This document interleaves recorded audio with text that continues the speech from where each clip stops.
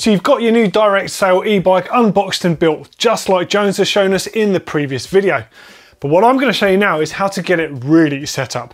We're going to look at the fine detailing that's going to get the most from your new bike. So just like in part one, we've teamed up with one of the big direct sale brands that you're likely to come across, YT. And we're going to show you this using their Decoy Pro Race 29er e-bike. Now there's a few things we're going to take you through here. Some of them are for safety and some are just purely performance biased. There's a few simple rules, but they're going to make the bike feel amazing from the very get-go. Now, starting at the beginning, you need to get the thing on charge. So let's start right there. Now you might notice as I'm going through the supplied stuff here, there are a lot of components involved inside the package that comes direct from the manufacturer. You get European plug adapters, you get UK plug adapters, there's all sorts. Now I do suggest you take the time to read through the stuff, but for now, we're just gonna plug this in and get it on charge. The battery port is on the down tube here. There's a little rubber flap that protects it from moisture, and there's a little indicator just to let you know it's on charge. Okay, next up is getting your saddle to the correct height. Now there's a good basis for this and then you can adjust it incrementally from then on. Now getting your favourite riding shoes, this is important because all shoes have slightly different thicknesses of the soles and that's going to affect the height of the saddle. Now with the dropper post, you've got the luxury of getting the saddle out of the way for the rough stuff, so maximise on having it as high as possible that is comfortable for you.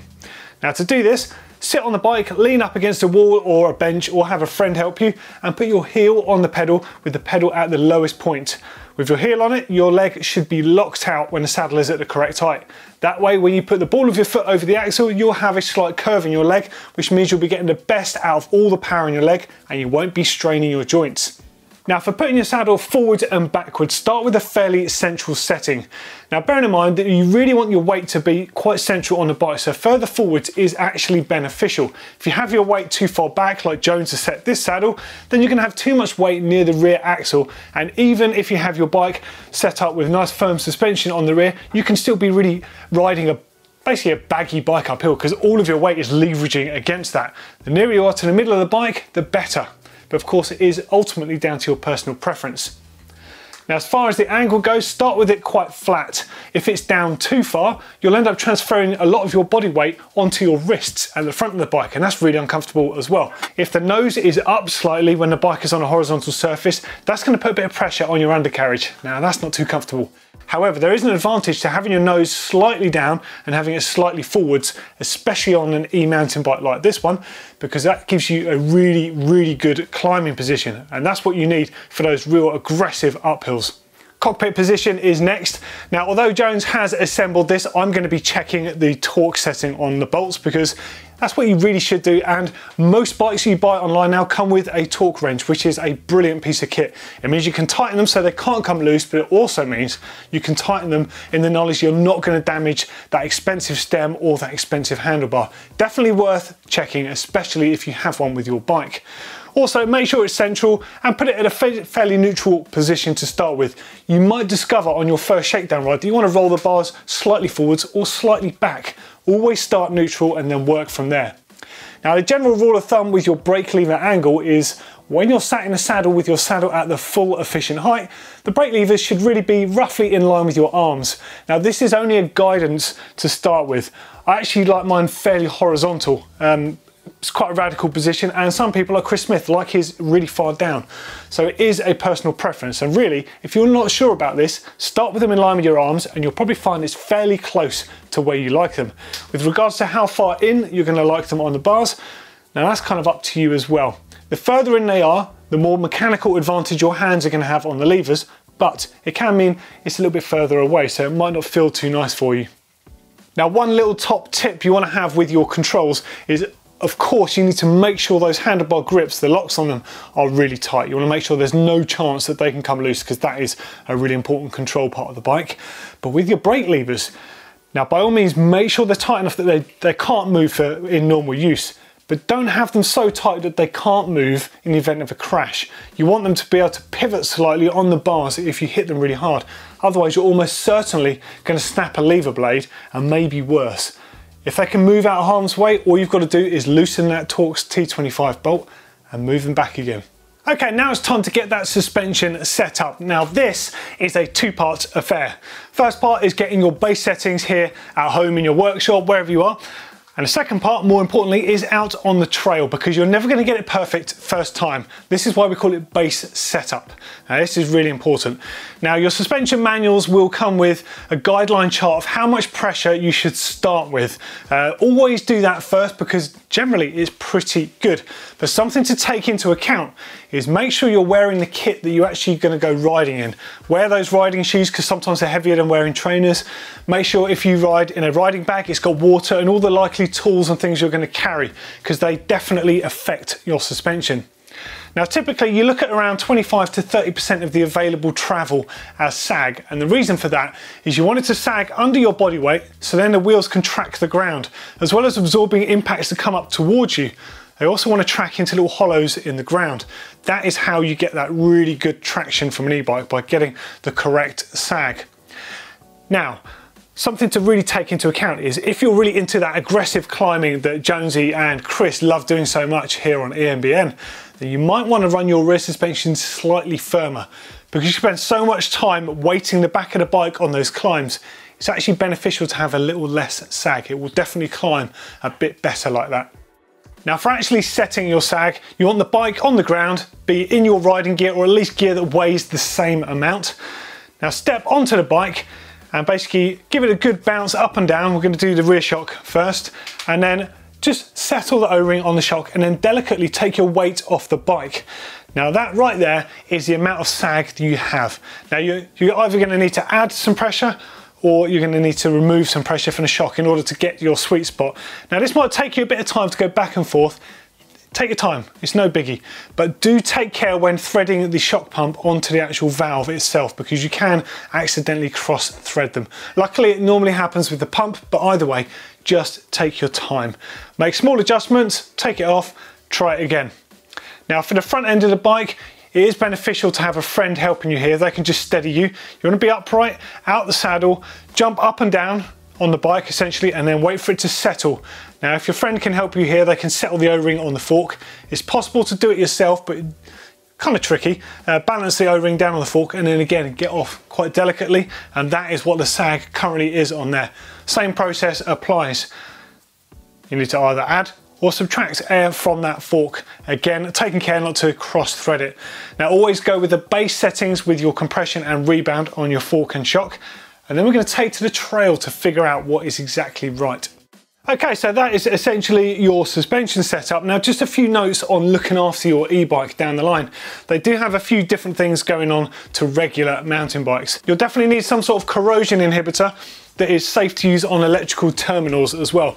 Now, you could just use a conventional contact cleaner that you can get from places like Maplin, Tandy, Radio Shack, or you can get yourself a dedicated corrosion inhibitor spray. So this one you can use anywhere on an e-bike. Do not put this stuff anywhere near your brakes though, ever. Or your brakes, well, you'll know about it, put it that way. Don't get it anywhere near your brakes. Use this stuff on the battery terminals. Always take out the battery when washing your bike, or after washing your bike, after it's been wet extended periods of time. Get in the habit of removing it. It's not a bad thing. It's 2 Allen key bolts to remove the entire battery. You can charge it off the bike. It enables you to inspect and clean out the cavity on the frame as well. And make sure you use some of this on those electrical terminals. Now, it drives away the moisture, and it stops moisture basically corroding those terminals and getting surface rust on them. So that's really good stuff to get.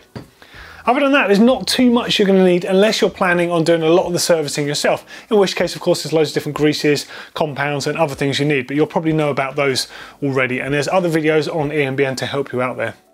Now, before we head out to the trails just to test our base setup, just do a sense check on the bike. Make sure that your front axle is safe, make sure it's tight and adjusted, check your tyre pressure, check the rear axle, and just have a bit of a bolt check around the bike.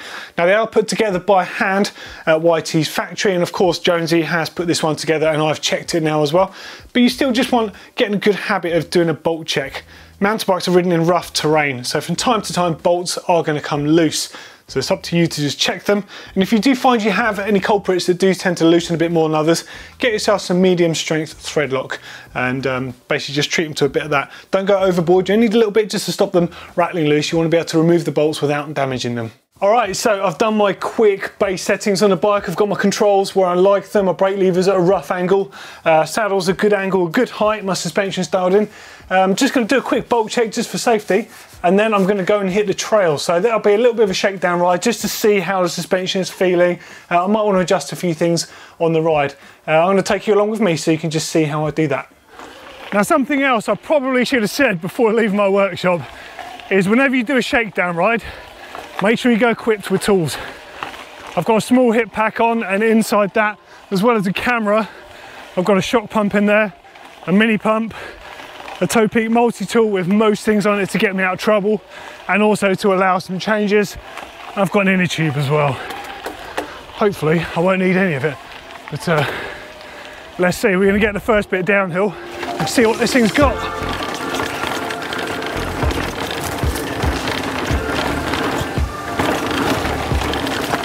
Woo! I've got a good feel for it. Although I have noticed that something's rattling. And this is why you take your tools with you on a shakedown ride. Okay, so I didn't get too far. I've actually just had a cable was rattling against one of the other cables. That's what it was, a bit annoying. So I've just altered that cable routing. Good job. I actually brought that multi-tool with me. But let's get back in the saddle, I think.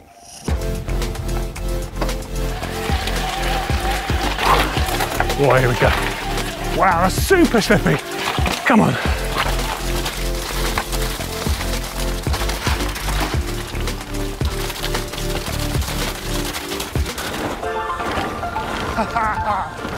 Oh man, tracks are going beautifully. So we've had a pretty good little shakedown ride, got to know the bike a bit.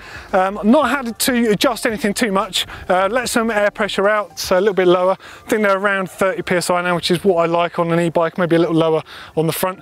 I brought the brake levers up slightly, that's pretty good. Pretty happy with it, using about 2/3 of the travel front and rear, so that is decent. The only adjustments I made is a little bit of low speed compression just to help it when climbing out the saddle a little bit. Other than that, they feel great. And the rear shock, the only adjustment I made was 2 clicks of rebound on there, and now it's banging as it is. Now you could go further and start using some air volume adjustment spacers, but you probably don't want to do it with a new bike straight away. Get to know the bike and its characteristics first, and then later down the line it's another thing to experiment with and take your riding to the next level. Now I did say earlier on there was the low and high chip on the frame here. This is in the lower setting and I'm running slightly less sag, so a little bit firmer to compensate. I really like that, but you might want to run a bit more sag, like 30%, and then run it in a higher setting. So there's lots of options to play with, but just get to know your bike, start with a base setting and then work from there. Great day to ride a bike, especially a brand new one. Straight out of the box and straight on the trails. Mega.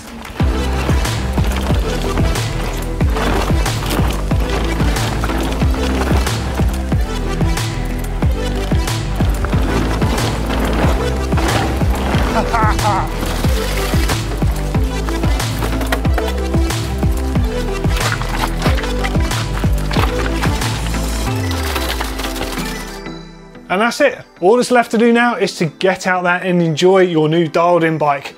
As always, let us know your thoughts and get involved. Follow us on social media, and if you've not already seen it, definitely check out part 1 of this, where Steve takes you through unboxing and building the bike, literally straight out the box. Thanks for watching.